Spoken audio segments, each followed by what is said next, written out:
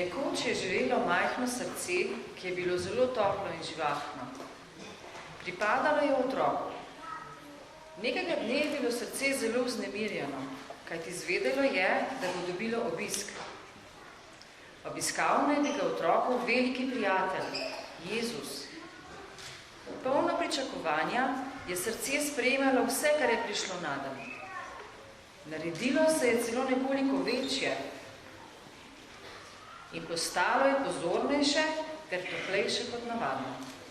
Slišalo je otroka, ki mu je rekel: Veselice, srce, poglej, kako lepa je moja nova obleka. Srce se je nekoliko prestrašilo, ko je zaslišalo šelestenje obleke, potem pa jo je sprejelo. Nato je otrok rekel: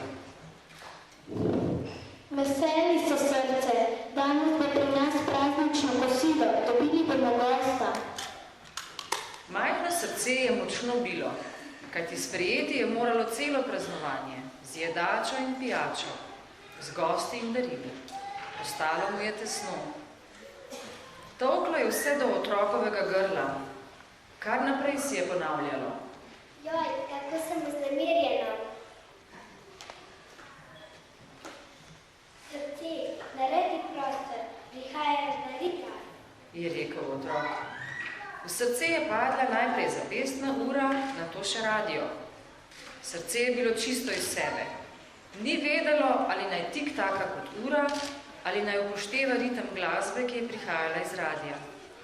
Njegovo negotovost so povečale še druge stvari, ki so hotele na vsak način priti van, a so morale zaradi pomanjkanja prostora ostati zunaj. Prestrašeno srce je slišalo otroka, ki je štel 50, 100, 200, 400 evrov. Otrok je neusmiljeno tiščal v srce denar, ki ga je dobil.